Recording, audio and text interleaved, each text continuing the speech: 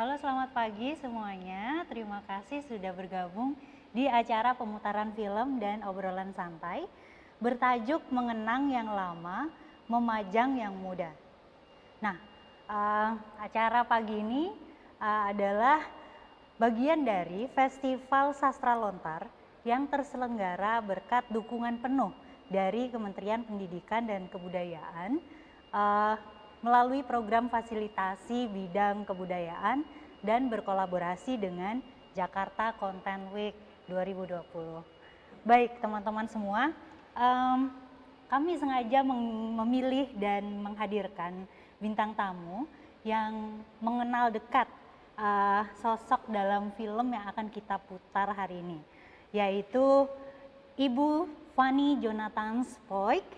Saya ingin menyapa dulu, mungkin saya akan manggil Mbak Fanny ya. Halo, selamat pagi Mbak Fanny.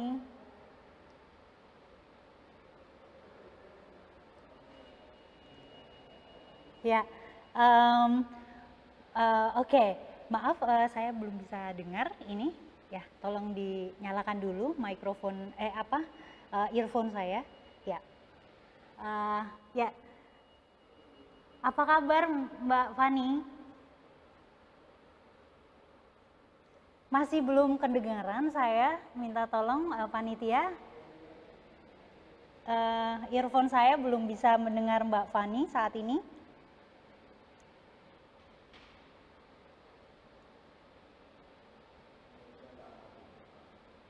Oh, mic-nya belum dibuka sepertinya Mbak Fanny. Unmute dulu, karena belum terdengar. Nah, halo, Ya, sudah terdengar? sudah. Oke, maaf.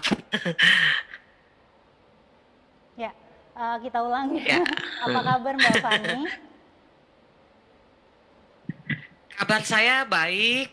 Kemarin baru pulang, saya memberi pelatihan menulis untuk guru-guru dan kepala sekolah di Puncak dari Kementerian Pendidikan juga. Jadi sekarang sehat, masih sehat. Oke, Mbak Fanny, pandemi ini gimana? Apakah ada hal-hal yang turun, produktivitasnya mungkin bisa ngobrol sedikit tentang Mbak Fanny dan aktivitasnya?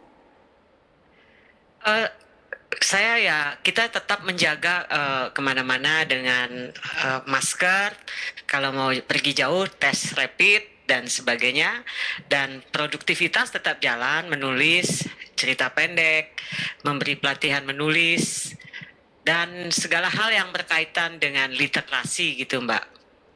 Oke. Baik, Ya. kita langsung aja masuk ke memperkenalkan orang-orang yang akan kita bahas pagi ini ya Mbak Fanny. Saya mungkin akan bacakan sedikit profilnya Opa Gersonpoik. Gersonpoik adalah penulis asal Pulau Rote yang mengolah kehidupan sehari-hari masyarakat setempat dan kehidupan modern manusia Indonesia dalam karyanya. Nah, kiprahnya dalam sastra Indonesia ini bukan hanya memberi inspirasi bagi sastrawan muda setempat, tetapi juga bagi generasi penulis Indonesia pada umumnya. Salah satunya yang nanti akan kita putar adalah Azhari Ayub dan juga Dewi Karisma Mikelia. Nah, ini sastrawan-sastrawan muda yang kebetulan juga namanya sudah tidak asing lagi dalam belantika sastra Indonesia. Nah, mungkin kita akan nanya sedikit nih sama Mbak Fanny ya, tentang nanti film ini yang akan kita putar nanti itu apakah Mbak Fanny sudah lihat sebelumnya? Kalau sudah, bisa memberikan sedikit pengantar mungkin ya tentang film yang akan diputar tentang Opa Gersonpoik. Ya. Film Nostalgia Nusa Tenggara itu berkisah tentang kehidupan ayah sejak dia kecil sampai dia dewasa, kehidupan yang dekat sekali dengan kehidupan masyarakat, dengan kehidupan dia di NTT, terutama di Flores, masa kecil dia, bagaimana Bapak menjadi seorang petani, ikut dengan ibunya, bagaimana Bapak menghadapi kehidupan sehari-harinya, misalnya kayak menjual kerbau, atau pergi menangkap ikan, atau berburu dengan orang tuanya, ayahnya, begitu. Waktu itu memang kan saya belum lahir ya, jadi Bapak bercerita kehidupan keras dia di NTT sejak masa kecil sampai dia menjadi guru di Bima. Di situ baru saya lahir. Jadi ada momen-momen yang hanya sekilas Bapak ceritakan kepada saya, tetapi selebihnya karena buku-bukunya banyak saya yang edit tentang kisah-kisah cerpen-cerpen beliau tentang negara, itu kenangan saya, ingatan saya ke belakang mengenai kehidupan Bapak keras gitu ya, tapi erat dengan kehidupan beliau sebagai orang NTT. Jadi Bapak bangga lahir sebagai orang Rote, besar di Flores, berjuang di daerah kering dan dari segi penghasilan untuk perekonomian, mungkin mendidik Bapak menjadi struggle, menjadi sosok yang kuat menghadapi apapun yang dia dia alami dalam kehidupan dia hari lepas hari bersama orang tuanya. Mungkin begitu tentang film tersebut, begitu Mbak. Oke, terima kasih. Iya. Baik, teman-teman semua, yuk kita saksikan bareng film dari Opa Gerson Poik, Mengenang yang Lama, Memajang yang Muda, dan filmnya ini berjudul Nostalgia Nusa Tenggara. Karya direksi oleh Chandra Tanzil. Silakan diputarkan.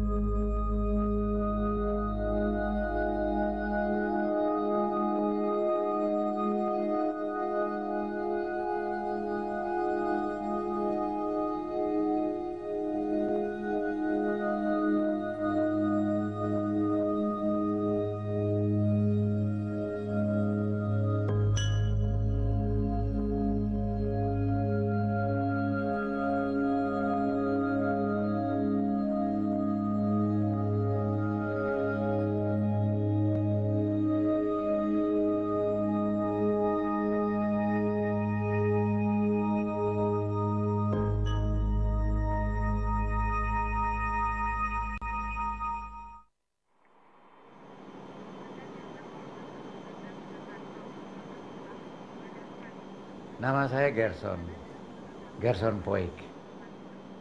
Dulu orang panggil saya BA, anak kecil bertelanjang kaki yang suka mengembara di padang sabana. Saya lahir di Pulau Rote, tetapi di Pulau Flores, NTT inilah saya menghabiskan masa kecil saya, lengkap dengan seluruh petualangannya.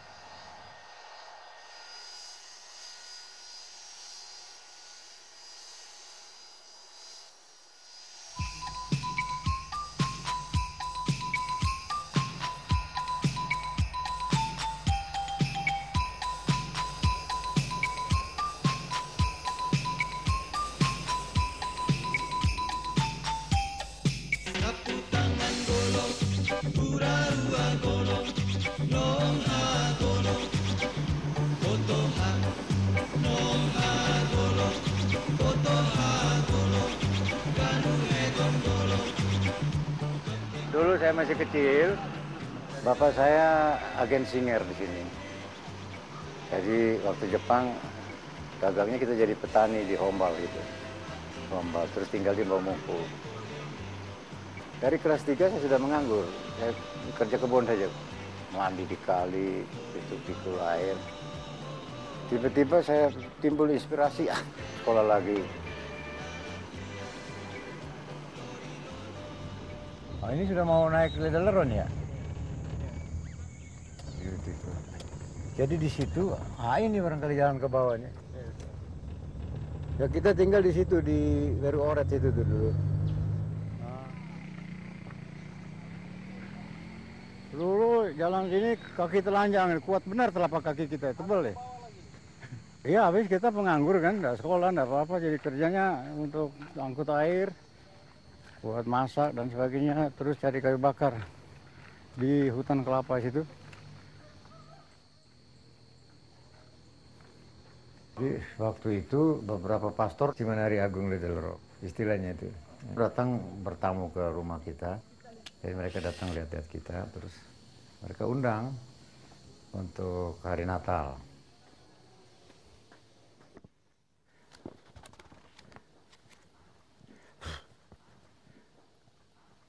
Jadi waktu sebelum menonton pertunjukan Natal, kor dan teater gitu, pertanyaan pertama oleh Frater, sudah lihat perpustakaan enggak?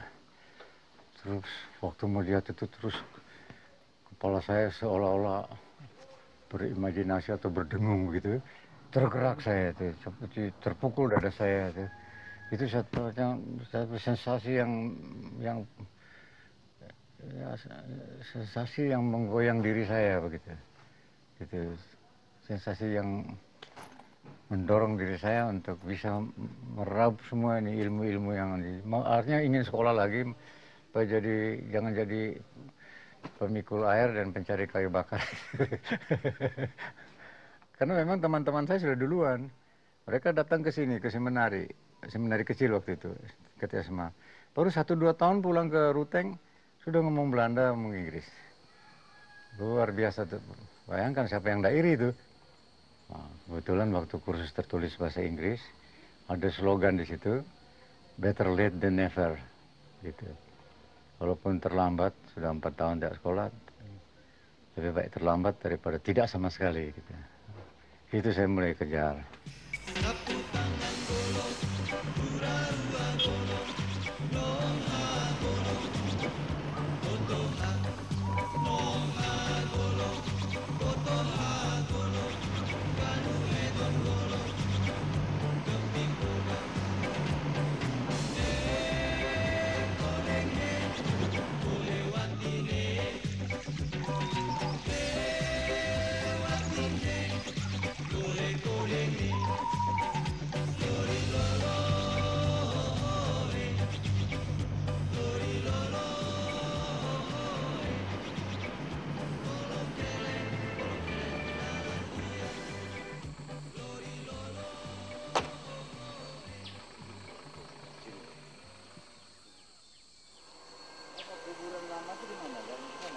Kuburan Jawa punya nih?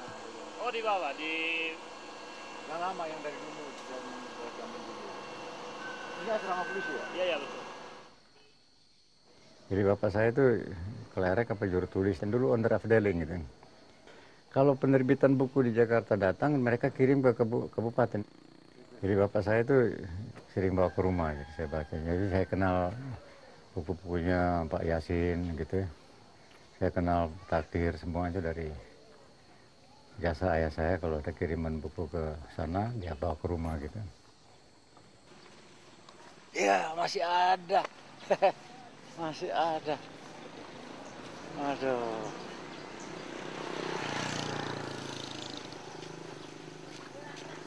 Ini masih ada, betul-betul. Saya ingat betul. Masa kecil saya di rumah ini, di depan itu Tangsi. Sekitar tahun berapa? 3. Jadi kita mulai sekolah dulu, ukur tangan begini di situ. Jadi itu sekitar saya lahir tahun 31. Jadi sekitar tahun 37. Bisa saya lihat sebentar di dalamnya. Oh ini ya. Maaf ya. Ini kamar saya. Jadi seperti kisah Napoleon itu saya baca kira-kira masih kelas 3-4 begitu ya. Pino Togugu, Kontiki.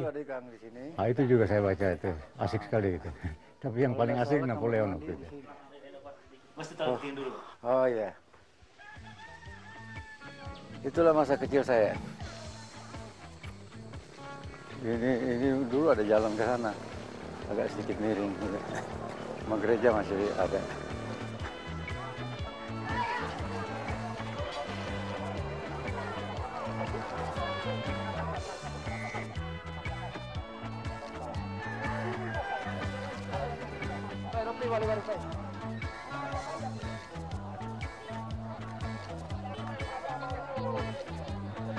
Gini.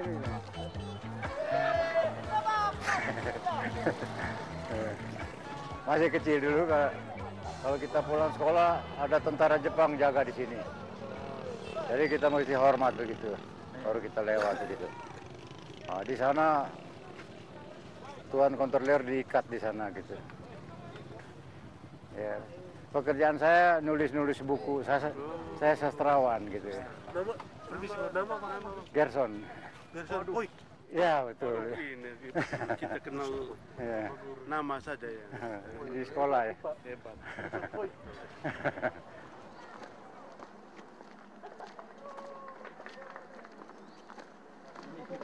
Jadi ini sastra, ini cerpen saya, ada yang cerpen panjang. Nah, ini juga kumpulan cerpen yang terkenal sekali. Dan ini novel yang almarhum Sumanjaya mau filmkan ini. Gitu. Bukan Sumanjaya, Asrul Sani. Waktu saya di ND kan mereka sering terbitkan buku-buku agama itu. Semua Nusa Indah waktu itu. Percetakannya paling lengkap sudah waktu itu. Di Ruteng kita baca-baca buku-buku bacaan itu dari Nusa Indah semua. Karena dia penerbit, jadi saya kirim aja naskah begitu. Terus saya kasih ini Tumbuhan Sabana. Terus saya kirim cerita anak-anak ini, si Dino, Nostalgia Nusa Tenggara.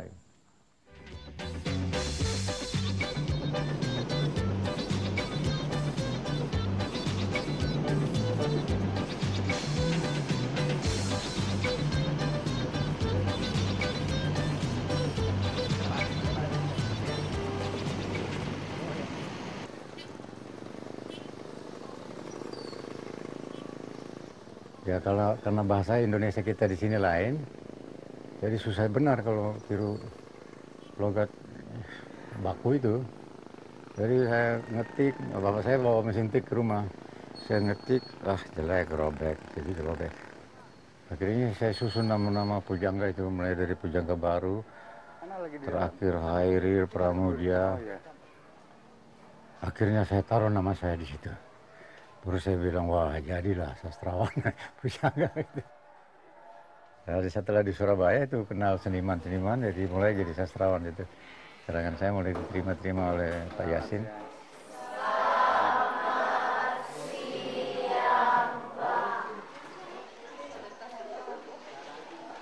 Sangat bersyukur kepada Tuhan karena jarang terjadi bahwa seorang sastrawan itu bisa hadir di kelas Bapak selama ini. Iya. Saya mulai mengarang puisi untuk ibu saya, untuk kampung halaman saya, untuk teman-teman saya di sini di Ruteng. Ada teman saya sama-sama petani dulu. Kita dalam puisi itu saya lupa bawa, maaf ya. Dalam puisi saya uraikan bagaimana kita bakar jagung di pondok, di ladang, menikmati terbangnya kupu-kupu, bunga-bunga labu, kupu-kupu hingga dan pelangi yang indah. Di atas itu adalah keakraban. Jadi saya ngarang juga puisi tentang ibu yang sangat mencintai anaknya. Jadi ada cerita yang berjudul Ibu Selalu Hidup Dalam Jiwaku. Kalian pasti semua anak-anak menyayangi ibu kan, tapi tidak nulis. Saya nulis, tolong tiru saya lah. Jadi dari pengalaman sehari-hari ya, dengan sekolah, dengan rumah, dengan kampung halaman, itu pengalaman sehari-hari yang biasa diperoleh oleh manusia. Tapi kalau untuk jadi sastrawan, dikembang-kembangkan, dipanjang-panjangkan dengan imajinasi.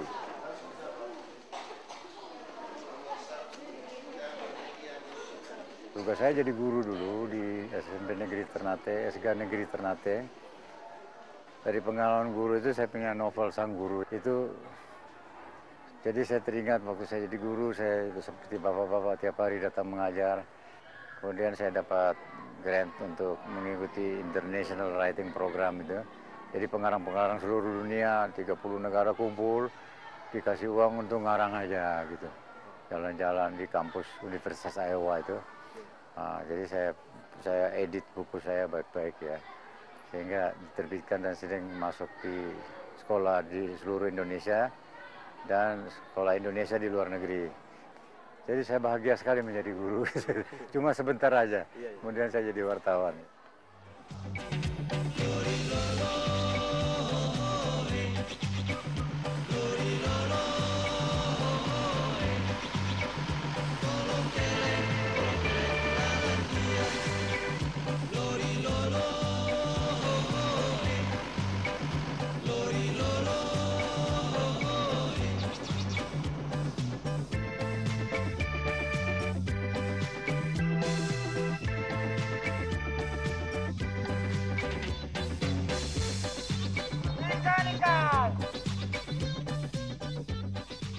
Dalam sastra saya cukup banyak puisi-puisi tentang padang sabana, dan ada novel saya yang judulnya Cumbuhan Sabana. Kemudian novel terakhir itu Tarian Ombak dan Angin Sabana. Itu. Jadi sabana ini merupakan bagian dari kehidupan saya. Di sini kuda-kuda merumput, sapi, kerbau, kehidupan yang sangat bahagia kalau dibanding dengan kehidupan yang begitu membuat stres di kota besar.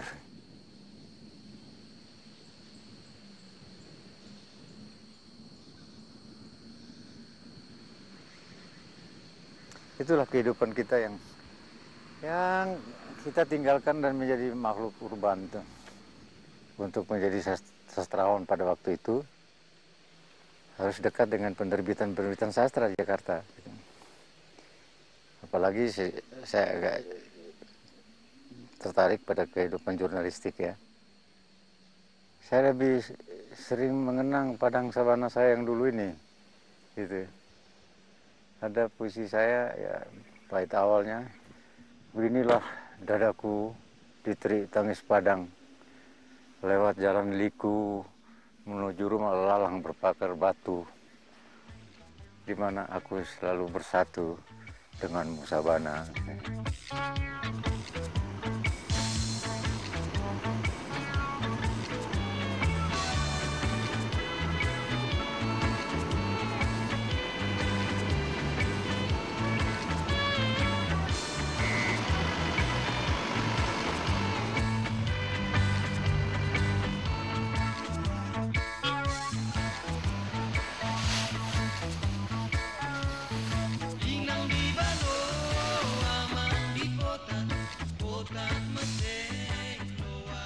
Dulu waktu saya jadi guru, saya banyak mengarang puisi. Setelah 7 tahun jadi guru, saya minta diri, saya melamar ke Sinar Harapan dan sampai mengarang. Tahun 70 saya full time writer, hidup dari menulis saja gitu. Ya kadang-kadang susah, kadang-kadang senang. Tapi di saat itu saya bisa mengembara seluruh Indonesia dan luntang-lantung ke luar negeri itu. Ya kadang-kadang kalau mungkin karena kota besar sempit sekali, jadi kadang-kadang saya berimajinasi saya mau jalan kayak dulu saya masih kecil tuh, mandi di kali, masak air di hutan gitu, terus bakar ikan. Setelah lama Jakarta, kepingin saja jalan-jalan, jadi saya laksanakan juga itu ide itu. Kadang-kadang saya dapat sangu dari majalah-majalah, sama mereka uang itu. Nah, jadi saya terima uang banyak, saya ngembara kemana-mana aja. Terus dapat tadi Adi Negoro itu.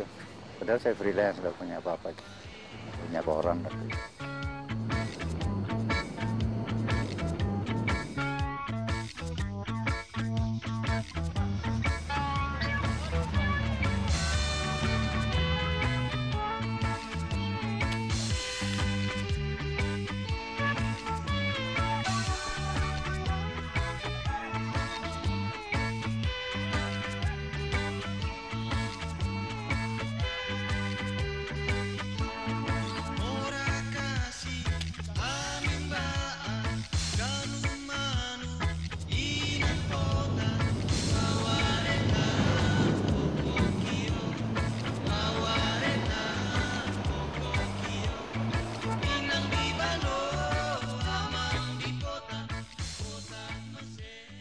Ada cerita saya judulnya Sorghum.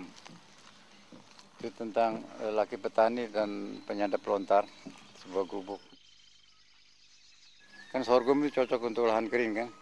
Dia tanam sorghum, terus menyadap, masak gula. Saya tidak tulis tentang Sopi. Terus datang tentara berburu dari sana. Terus dia lihat gadis, anak gadisnya cantik, digoda-goda, berlari keliling pondok begini. Si bapak di atas, dia kan pegang pisau tajam tuh.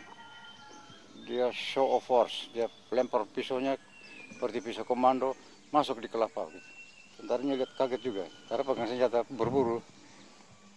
Itu kira-kira isi dari sorghum itu. Jadi sangat memberi inspirasi juga pohon lontar.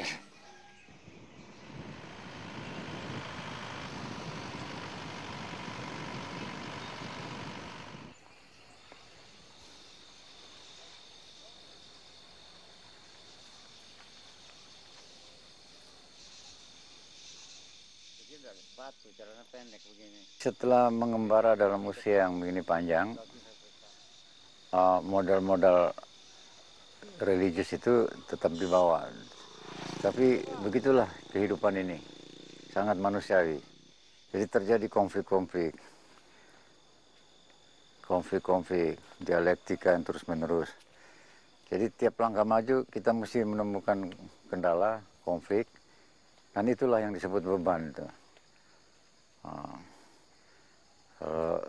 Dalam istilah filsafat disebut kendala-kendala absurd itu. Tapi kalau dalam ajaran Nasrani disebut salib. Ya. Cerpen-cerpen dan novel saya itu banyak berkisar di sekitar gereja. Misalnya cerpen Darah Timur, tokohnya pastor, sama Aloysius Weierang itu. Ceritanya sederhana saja, seperti tampaknya everyday ya.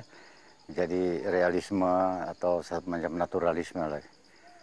Jadi si Aloysius ini bertahun-tahun berbakti pada pastor ini, membawa pakai barangnya ke paroki-paroki seluruh Flores ini. Tiba-tiba sepatunya hilang, gitu, sepatunya pastor. Pastor ini kan pendidikan tinggi, jadi dia saat itu kesalahannya dia memakai logika. Logikanya adalah logika rasional lah. Dia agak meninggalkan logika irasional, yaitu logika dinurani kan. Dia analisa tersinggung si Weierang ini, gitu. Oh di situ terjadi itu. Kehadiran manusia terhadap kendala absurd itu. Ya ambil dia potong gitu. Tak. Terus lonceng gereja berbunyi kan. Tong. Itu semacam drama kemanusiaan ya. Menghadapi absurditas dunia nih. Terus ternyata anjing yang bawa lari sepatunya gitu. Jadi saya agak dekat juga dengan lewat sastra lah semua ini. Sehingga kadang-kadang kalau misalnya saya sampai di sebuah gereja di Sumatera, saya adakan pelatihan penulisan gitu, sama itu, saya dengar kor-kor gereja itu, saya nangis.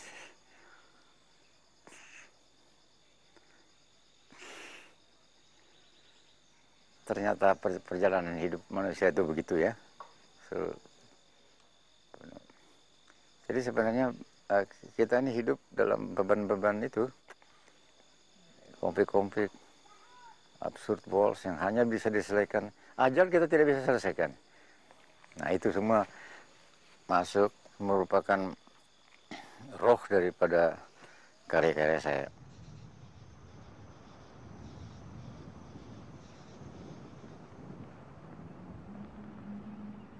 Aku pulang ke rumah lalang berpagar batu lingkar kasih yang buntu. Nyenyak malam membenam dalam lapar, dalam lupa masa kanakku. Kelakar dan sindiran yang menyembur senja kemarau kuning. Sebagai tuntutan atas budi yang tumbuh menjadi utang. Belum terbayar oleh anak yang lapar mengejar belalang. Kau datang kembali dengan bawaan yang berserba. Untung aku belum lesu terpenggal oleh dosa dan hilang sesal.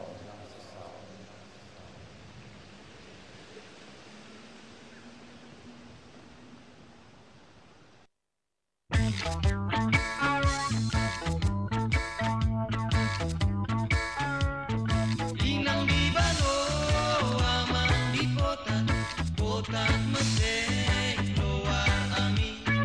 Ami nukas noeng baan, noeng nete narang wae. Ami nukas noeng baan, noeng nete narang wae.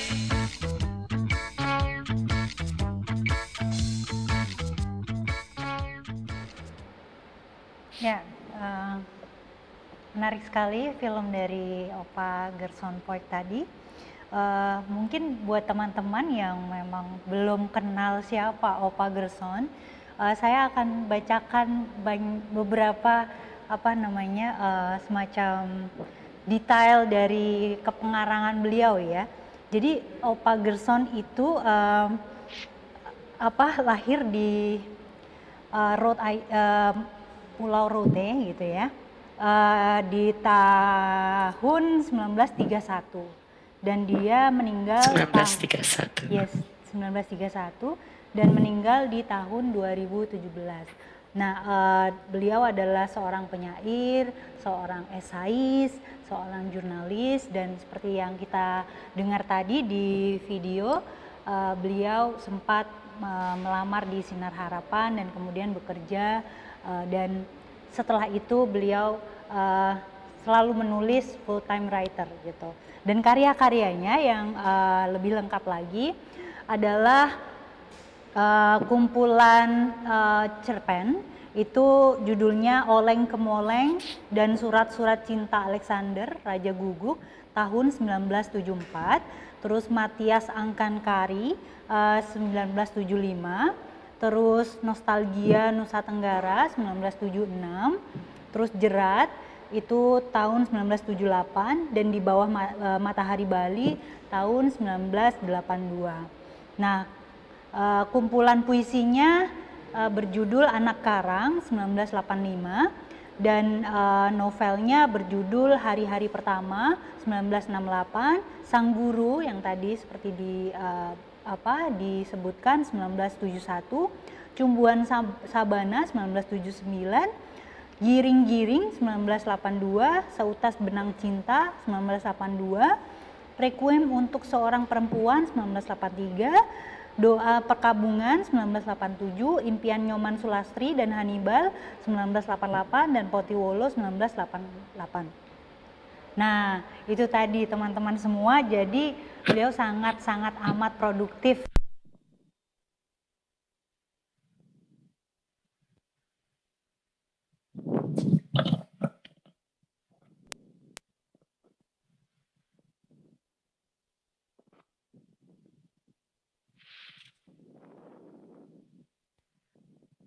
Suaranya nggak kedengeran, Mbak.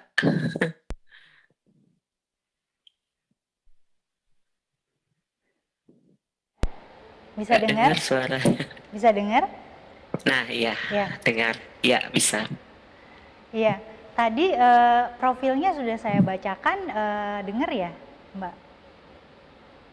Iya, Ya. saya dengar. Yes. Oke.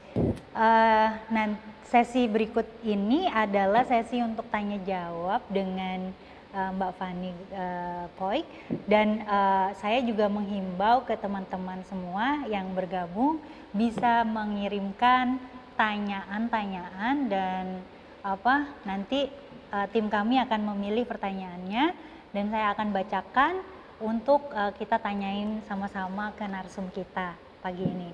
Tapi sebelum itu saya ada kantong pertanyaan juga nih buat Mbak Fani. Kita santai aja ngobrol ya Mbak. Mbak Fani sendiri waktu beliau masih hidup, apa saja nilai-nilai dan apa saja yang diajarkan oleh Opa Gerson ke Mbak Fani sebagai personal maupun sebagai seorang manusia, terus apa aja tinggalan-tinggalan beliau gitu di kehidupan Mbak Fani secara personal dan keluarga.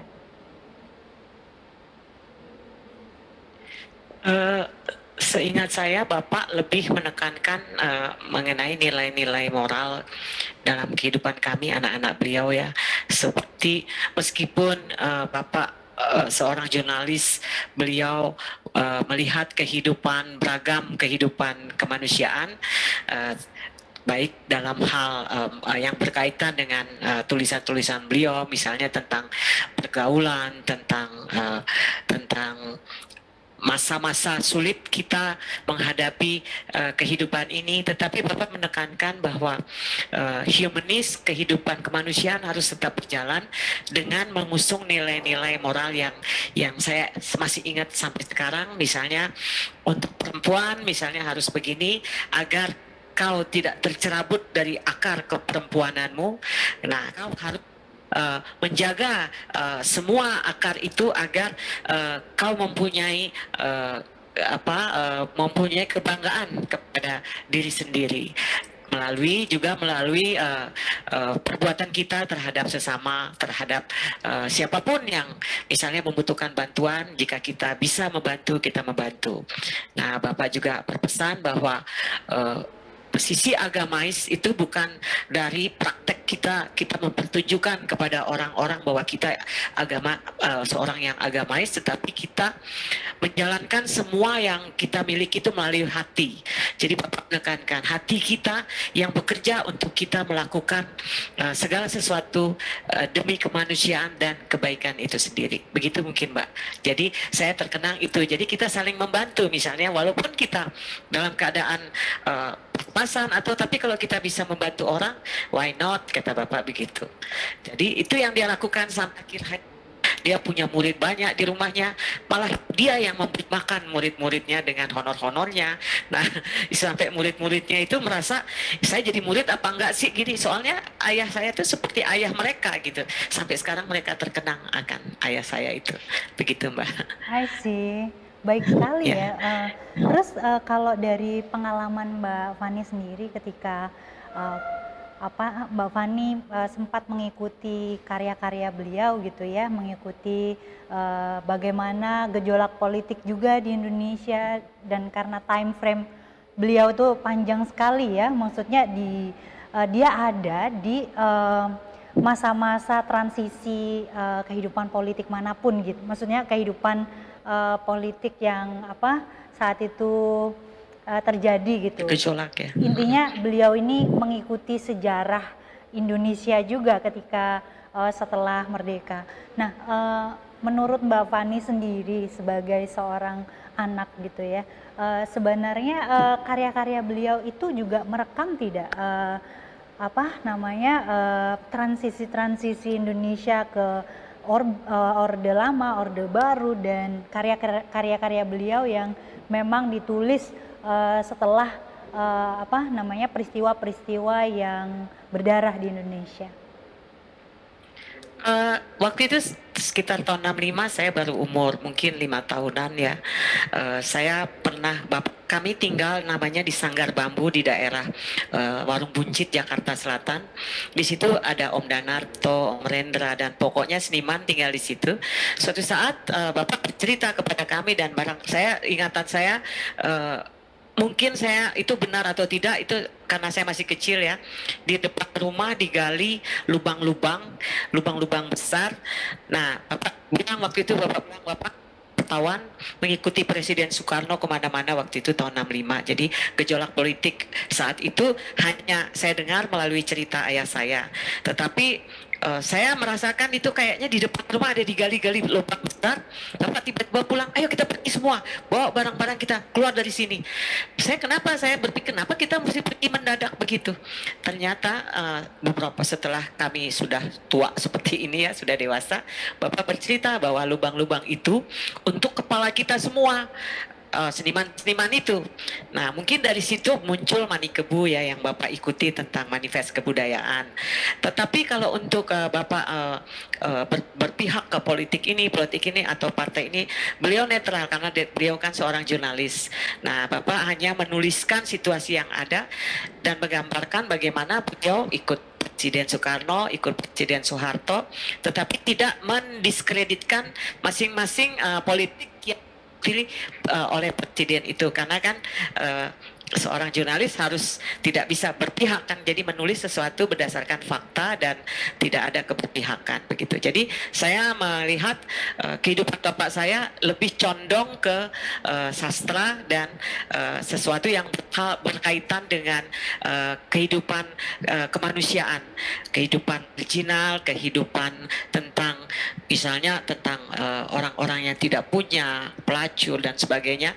Itu yang saya lihat nurani Bapak yang bekerja untuk menuliskan situasi yang ada di seputar kehidupan beliau. Makanya beliau suka begadang, ikut ini, ngelihat situasi yang ada, dan itu melahirkan karya-karya yang menurut saya itu sangat humanis, sangat orang kalau mau melihat satu kehidupan yang sesungguhnya, bacalah cerpen-cerpen bapak saya, misalnya Matias Akan Kari.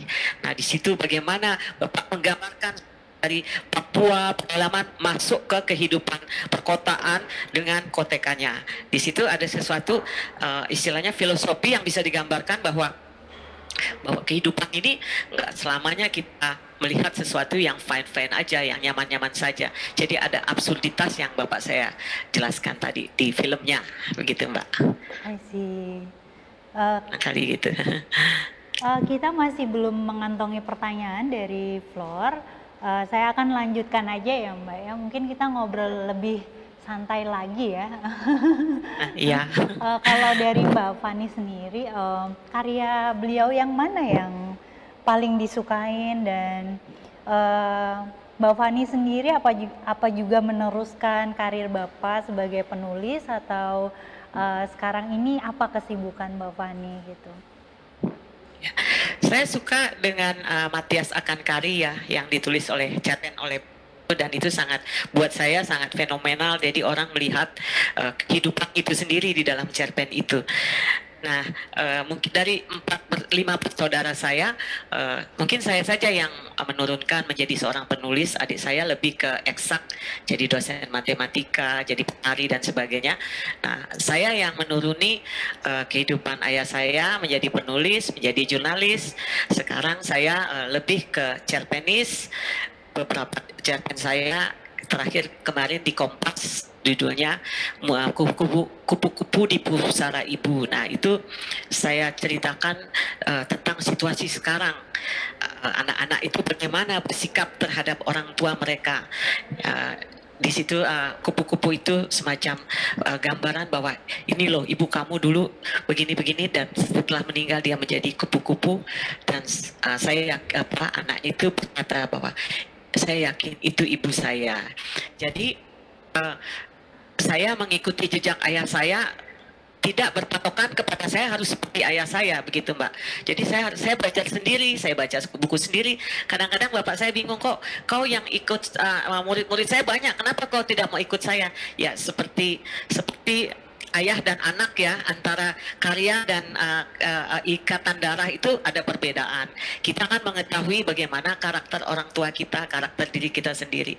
Jadi orang yang menjadi murid ayah saya kan tidak tahu bagaimana sesungguhnya karakter dari orang tua. Jadi makanya saya memilih, saya menjadi diri saya sendiri. Saya menulis untuk berdasarkan apa yang saya alami, tapi mungkin juga kepenulisan itu turun dari ayah saya, sehingga saya mengucap syukur juga kepada Tuhan diberikan talenta dan diberikan orang tua yang bisa secara tidak langsung mentransfer bakat kekuatan ayah saya yang begitu saya anggap begitu begitu fenomenal, begitu dahsyat, bisa saya ikuti walaupun dari sudut filsafat kita memiliki perbedaan pandangan, barangkali begitu Mbak. I see. Perbedaannya bisa lebih detail dijelaskan mungkin Mbak? Misalnya begini, ya.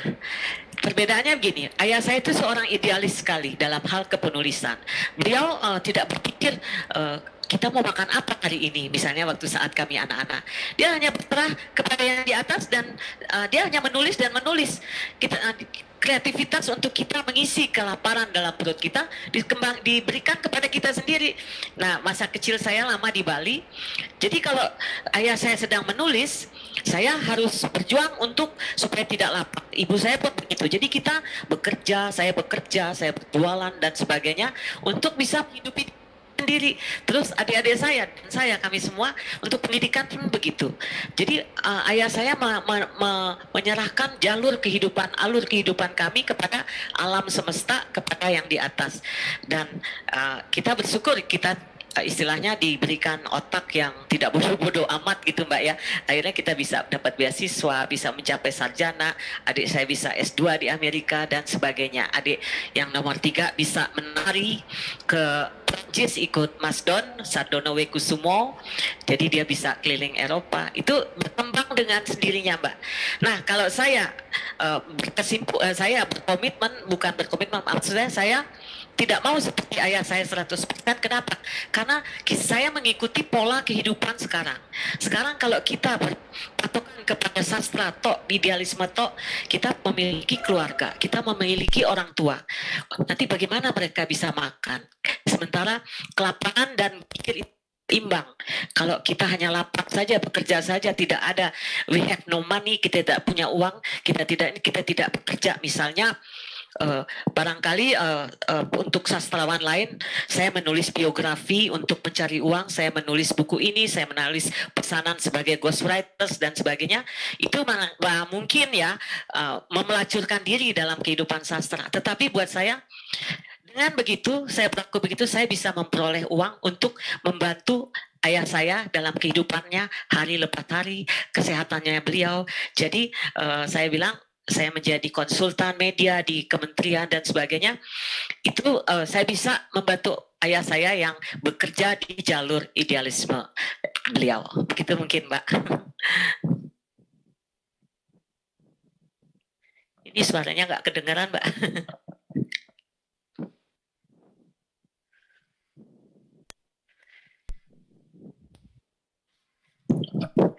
Halo. Halo, sudah bisa? Ya, dengar. Ya. Ada pertanyaan ini dari teman-teman. Di luar karyanya, mana tadi pertanyaannya? Di luar karyanya, sifat Pak Gerson apa yang paling terkenang buat Mbak Fani katanya? Ya, saya itu seorang yang kalau dalam pandangan saya yang easy going gitu ya Mbak, terus nyentrik gitu.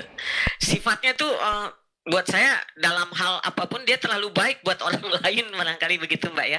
Misalnya dia dapat royalti dari sebuah penerbitan sebesar 5 juta misalnya itu.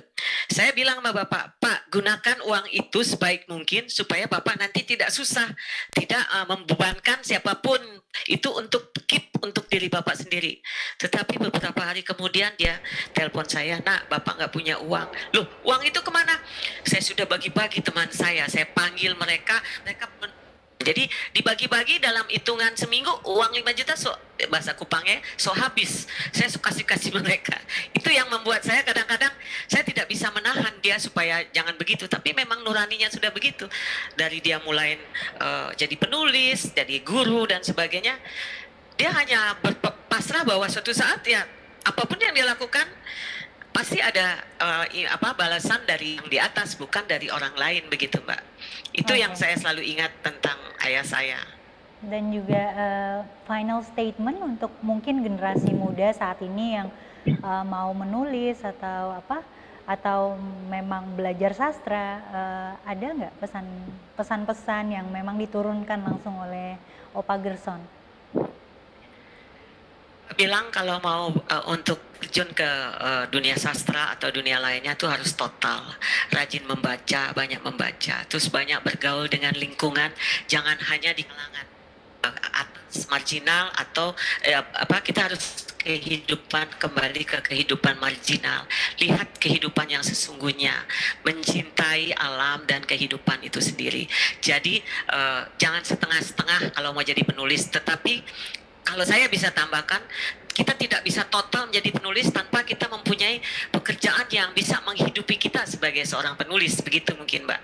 Kalau kita itu aja dengan membaca, menulis, belajar, lalu kehidupan lainnya. Sementara kan di Indonesia ini saya jujur aja untuk memperhatikan seorang penulis itu masih nol, masih sedikit begitu Mbak ya, bukan nol ya, sedikit.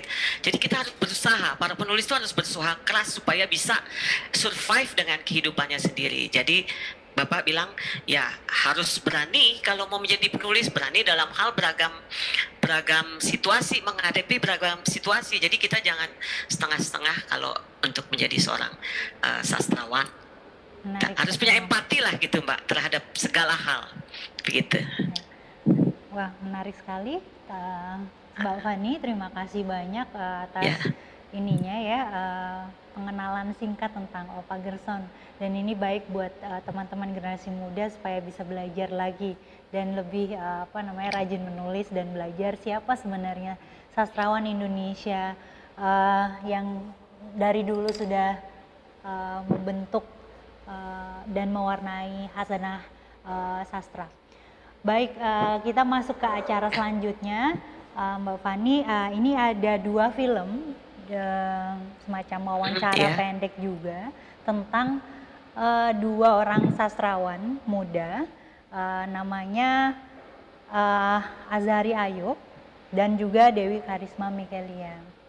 Jadi Azhari Ayub adalah penulis dan pengelola komunitas sastra di Aceh. Novelnya Kura-Kura Berjanggut beroleh penghargaan Kusala Sastra Katulistiwa 2018. Ia mendirikan dan mengelola Museum Hak Asasi Manusia di Banda Aceh pada 2011. Sementara Dewi Karisma Mikelia juga tak asing lagi menulis novel dan cerita pendek. Novelnya Surat Panjang Tentang Jarak Kita yang Jutaan Tahun Cahaya 2013 dan kumpulan cerpennya Elegi tahun 2017. Ia salah seorang pendiri penerbit OAK, penerbit independen di Yogyakarta pada 2015. Baik, langsung aja. Saya tambahkan sedikit bisa? Ya, boleh. Saya tambahkan sedikit bisa? Ya, saya mengelola rumah baca dan tulis Yayasan Gerson Poik. Jika hendak mencari karya-karya ayah saya bisa ke Yayasan Gerson Poik yang terletak di Jalan Pemuda Depok, Pancoran Mas Depok. Jadi kalau mau itu bisa hubungi saya kalau mau mencari karya-karya ayah saya di sini. Baik, terima kasih. Nanti kita tukeran nomor handphone ya Mbak ya. Siap. Oke. Ya. Ayub dan juga Dewi Karisma Mikelia. Film ini diproduksi tahun 2018-2019 oleh Yayasan Lontar bekerja sama dengan Indonesian Literary Collective. Silakan.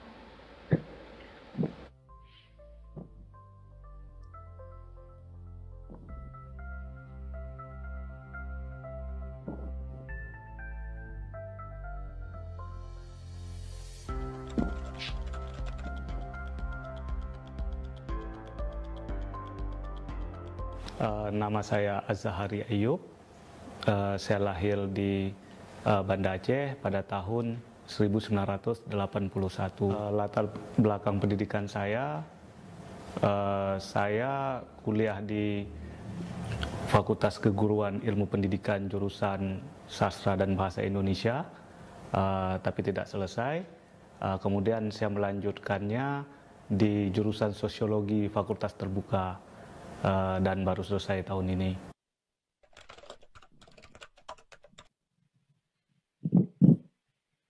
Dorongan awal itu mungkin pada waktu saya masih sekolah dasar, minta ibu saya, bapak saya kalau mereka pergi ke pasar yang jaraknya cukup jauh dari tempat kami tinggal untuk membeli majalah bekas, buku-buku cerita, buku-buku silat, komik segala macam yang waktu itu juga tidak gampang didapatkan di kota seperti Banda Aceh. Tapi bahwa sejak saya itu tergantung kepada buku, ini mempengaruhi kemudian minat saya dalam menulis. Tapi ini tentu saja beberapa tahun kemudian, mungkin waktu saya mulai SMP, saya mulai menulis puisi, mulai menulis semacam surat pembaca. Jadi apa yang saya inginkan, saya lihat sesuatu, dan waktu itu saya mulai bercita-cita menjadi wartawan. Saya mulai tulis, ada satu kecelakaan saya tulis, ada satu perkelahian antar kampung saya juga mulai tulis misalnya itu. Kita dihadapkan dengan satu kenyataan bahwa ada banyak sekali pelanggaran HAM di Aceh. Itu terbuka, Soeharto jatuh seperti kotak Pandora, semua terbuka. Juga apa yang terjadi di Aceh dengan domnya. Nah, ini membuat kita terguncang. Ada banyak orang mati di Pidi karena dibunuh. Ada banyak orang mati di Aceh Utara karena diculik misalnya. Dan kita tidak tahu. Artinya bagaimana Orde Baru membatasi informasi dan pengetahuan pada saat itu. Semua orang marah, semua orang kecewa, semua orang juga sedih. Lantas saya mulai menulis tentang itu, tentang konflik Aceh itu, tentang orang-orang yang diculik, tentang orang yang dihilangkan paksa. Nah, itulah saya mulai. Artinya waktu saya menulis saat itu didorong oleh situasi politik setelah kejatuhan Soeharto. Tapi saya pikir waktu itu tekanan, informasi dikendalikan, informasi dikontrol. Lantas ya mungkin pada masa itu saya memilih menulis cerita pendek untuk menggambarkan satu situasi yang mungkin agak aman sedikit. Sama sebenarnya langkah ini juga ditempuh oleh wartawan-wartawan yang berkolaborasi untuk mendirikan beberapa media bawah tanah pada waktu itu. Di mana pada saat itu saya butuh hiburan bagi diri saya sendiri kan. Oke, mungkin menulis tentang fabel, sesuatu yang jauh dengan kenyataan, sesuatu yang tidak bikin saya sedih atau bikin saya remuk redam. Oke, saya mulai menulis tentang kura-kura berjanggut. Mungkin saya menulis tahun 2006, dipublikasikan di Tempo tahun 2007. Ya saya mau menulis itu tentang binatang. Ya mungkin untuk menghibur diri saya sendiri juga, di luar bahwa saya juga harus melatih kembali ya, melatih perasaan, melatih kejernihan, melatih melatih intuisi saya dalam menulis.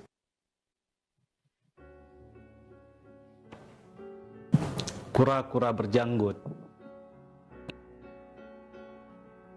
Dahulu kala ketika segala binatang dan pepohonan masih bisa bicara dan bandal ini belum bernama, hiduplah seekor raja kura-kura yang menguasai selingkar lautan ini. Kura-kura itu disegani oleh makhluk sepenjuru lautan karena kecepatan dan keperkasaannya. Sampai pada suatu hari di ujung lautan terlihatlah sebuah kapal.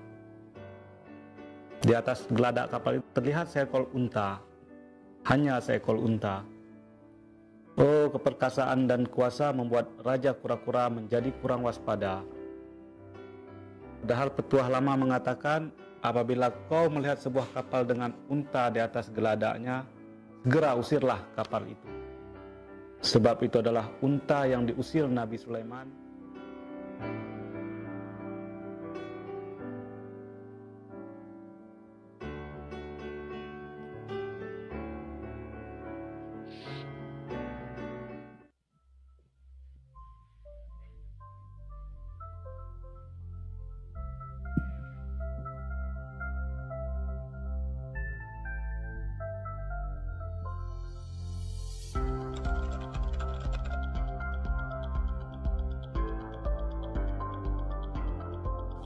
Saya Dewi Karisma Meselia, lahir di Denpasar, Bali, 13 Agustus 1991, 26 tahun lalu.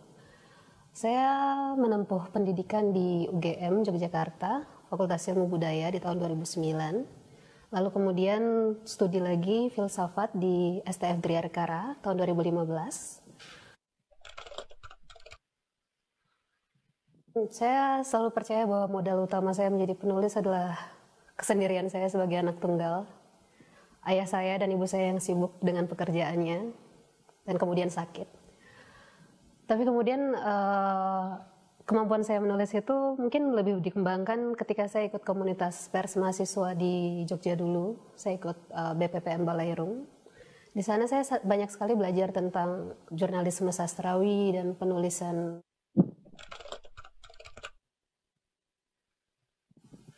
Untuk siapa saya menerbitkan surat panjang tentang jarak kita yang jutaan tahun cahaya, sejujurnya untuk diri sendiri. Saya mulai menulisnya tanggal 13 Agustus ketika hari ulang tahun saya. Lalu saya menyelesaikannya pada hari deadline sayembara novel di KJ. Karena saya banyak menulis novel tetapi tidak pernah tuntas. Saya hanya mampu menyelesaikan cerita-cerita pendek sebelum itu. Jadi ketika itu saya menghadiahi diri saya sendiri novel yang tuntas. Tapi saya pikir setiap penulis selalu ingin karyanya sebenarnya tidak hanya ditujukan kepada orang yang diberikan kado itu, tapi supaya bisa dibaca lebih banyak orang lain mungkin. Kalau untuk siapa saya menulis, untuk siapa saja sebenarnya. Tapi ya selalu bermuara pada orang-orang terdekat dan diri sendiri seperti itu. Saya cenderung menyukai penulis dari hidup mereka.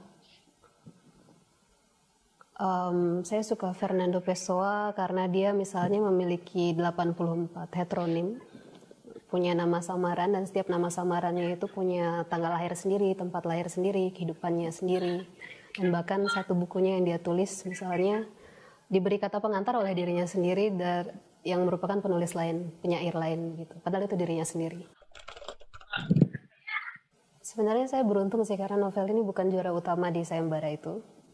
Menang novel sayembara, lalu masuk nominasi ke Tulistiwa Literary Award yang saya rasakan aneh.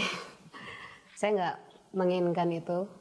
Sejujurnya apa ya, kita menulis karena kita punya ide gagasan gitu, agar diterbitkan atau dikenal. Motivasi ketika itu adalah hadiah dari sayembara itu.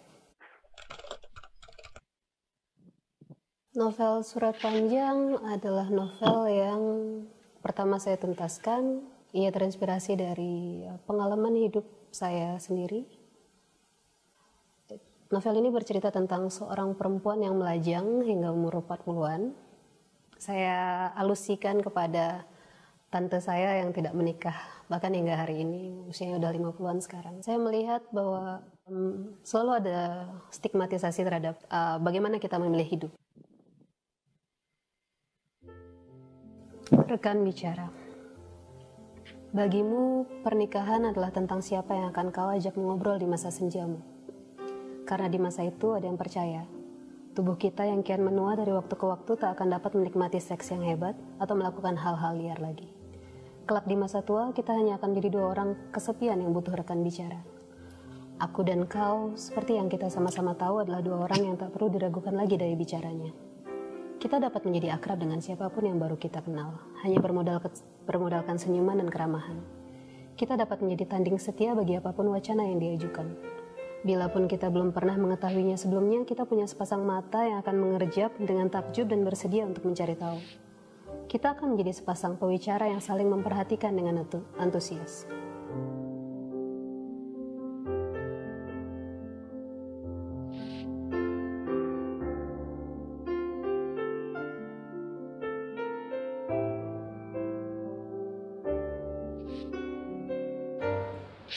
Ya, itulah tadi dua orang sastrawan muda kita, yaitu Azari Ayub dan Dewi Kalisma Mikil ya. Menarik sekali.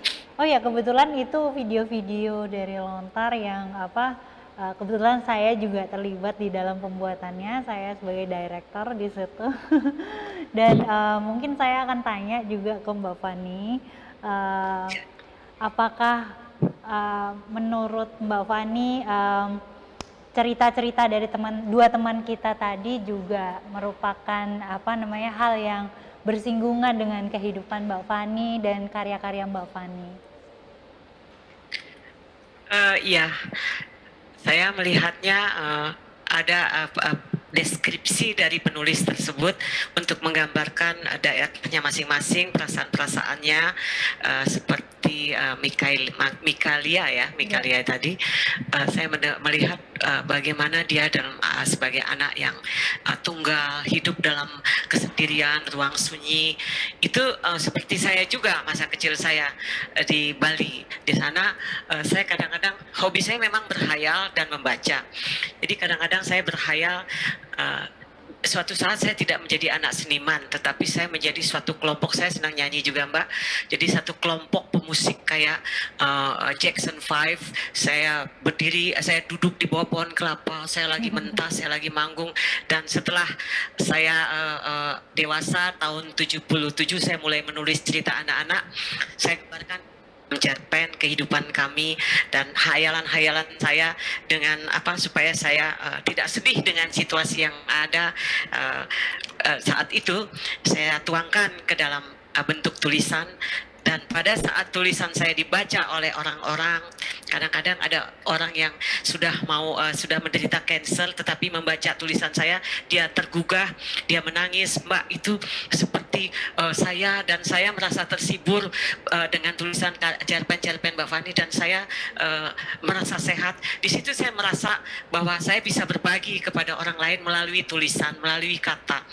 Dan sampai sekarang saya, kalau saya baca puisi juga, atau saya menulis cerpen, terus tiba-tiba ada yang WA, ada yang gini-gini, saya langsung merasa, bukan saya bangga kepada diri saya sebagai seorang penulis, tetapi saya merasa saya sudah bahagia bisa dibaca karya saya dan dinikmati oleh mereka dan menghibur mereka, memberi kekuatan dalam menghadapi kehidupan yang saya rasa berat ini. Begitu, Mbak.